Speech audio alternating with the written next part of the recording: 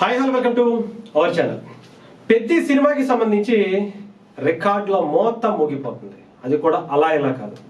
పెద్ది సినిమాకి రికార్డులు అంటే మనం ఇప్పటిదాకా చాలా చెప్పాం. సినిమాకి సంబంధించిన గ్లిమ్స్, ఆ బ్యాట్ పట్టుకుని రామ్ చరణ్ గారు ఒక షాట్తో మొదలైనటువంటి రికార్డులు ఇప్పటి వరకు ఈ రోజు వరకు ఇంకా కొనసాగుతూనే ఉన్నాయి. చికిరి సాంగ్ కావచ్చు, రై రై రారా సాంగ్ కావచ్చు, ఆ తర్వాత వచ్చినటువంటి ట్రైలర్ కావచ్చు, ఆ తర్వాత వచ్చినటువంటి సాంగ్స్, గ్లిమ్స్, ఐటమ్ సాంగ్స్ ఒకటి కాదు ఒక రేంజ్లో కొడుతుంది. ప్రీమియర్ షోలకు సంబంధించినటువంటి రికార్డులు అనేకమైనటువంటి అన్నీ వచ్చాయి. మొత్తానికి మొదటి రోజు కలెక్షన్ వరకు వచ్చింది.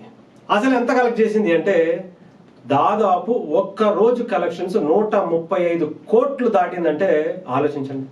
ఇంకా ప్రీమియర్ షోలకు సంబంధించి వీటికి రెండు కలిపితే ఇంకా ఏ రేంజ్లో ఉంటుందో ప్రత్యేకించి చెప్పాల్సిన అవసరం. ఒక్క కర్ణాటకలోనే 3 కోట్ల రూపాయలు ప్రీమియర్ షో అంటే ఒక్క షోకి 3 కోట్ల రూపాయలు వచ్చాయంటే ఏ రేంజ్లో బద్దలపడుతుందో ప్రత్యేకించి చెప్పాల్సిన అవసరం. అంటే ఇక కలెక్షన్స్ రికార్డు పక్కన పెడితే సినిమాకి సంబంధించిన అవార్డులు మాత్రం ఒక రేంజ్లో వెనకేసుకునేటువంటి పని కూడా ఉంది. ఎందుకంటే నార్త్ నుంచి సౌత్ వరకు అంతా కూడా, భారతదేశం కాదు జపాన్ నుంచి కూడా రామ్ చరణ్ గారి సినిమాని మొదటి రోజు చూడడానికి జపాన్ నుంచి ఇక్కడ దిగారు. అంటే రామ్ చరణ్ గారి ఫ్యాన్స్ ఎలా ఉన్నారో చూడండి.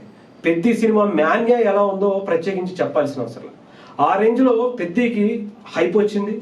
ఆ హైప్ని కంటిన్యూ చేస్తూ రామ్ చరణ్ గారి పర్ఫార్మెన్స్తో చిన్న మిస్టేక్స్ ఉంటాయి.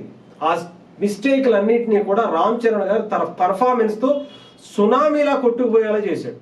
అసలు ఎక్కడా కనిపించదు ఇంకొక పక్క, దాన్ని అసలు పేరు పెట్టడానికి కూడా సరిపోదు. ఇంకేమన్నా ఉంటే రామ్ చరణ్ గారు ఆయన పర్ఫార్మెన్స్తో దద్దరిల్లిపోయేలా చేశాడు. సెకండ్ హాఫ్ అయితే ఏడిపించేశాడని చెప్పి ఇప్పటికే చెప్పారుగా.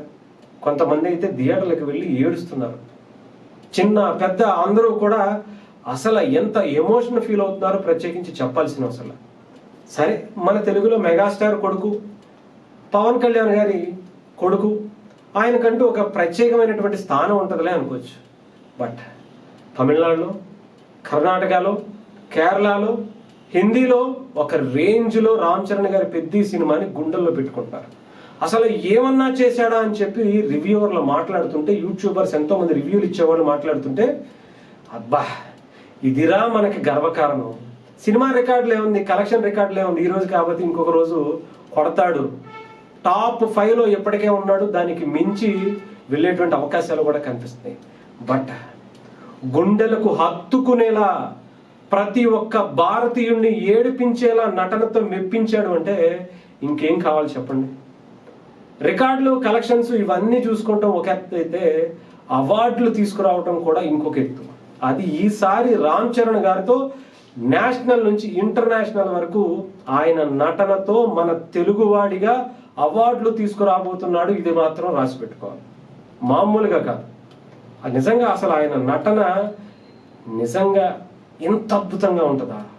ఇది మనం చెప్తే కాదు, నార్త్ నుంచి లేకపోతే జపాన్ నుంచి ఇంకొక దేశం వాళ్ళు చెబుతుంటే ఎంత హ్యాపీగా ఫీల్ అవుతాం, ఎంత గర్వంగా ఫీల్ అవుతాం. కొంతమంది మాట్లాడతారు కుల పిచ్చితోనో ఇంకొక పిచ్చితోనో, మా హీరోనే ఎదగాలి, మా హీరోకే కలెక్షన్ రావాలి, మా హీరోదే ఇది ఉండాలి అని మాట్లాడచ్చేమో. కానీ రామ్ చరణ్ గారి నటనగా మాత్రం ఎవడో పేరు పెట్టలేడండి. ఇంకా రాసి పెట్టుకోవచ్చు, తెలుగుకి రామ్ చరణ్ ఉన్నాడయ్యా, హిందీకి అమీర్ ఖాన్ ఉండొచ్చు, తమిళనాడుకి ఇంకొకళ్ళు మన రజనీకాంత్ గారు, కమల్ హాసన్ గారు, లేదా విక్రమ్ గారు ఇంకొకళ్ళు ఉండొచ్చు. బట్ తెలుగుకి మాత్రం రామ్ చరణ్ అనేటువంటి ఒక వ్యక్తి ఉన్నాడు. ఆయనని మిగతా వాటిల్లో ఎక్కడైనా కానీ ఆయన్ని ఏదన్నా కొంచెం టచ్ చేయొచ్చేమో, కానీ నటనలో మాత్రం ఆయన టచ్ చేసేవాడు లేడు అనుకునే రీతిలో. ఆయన వ్యక్తిత్వం గురించి ప్రత్యేకించి చెప్పాల్సిన అవసరంలా.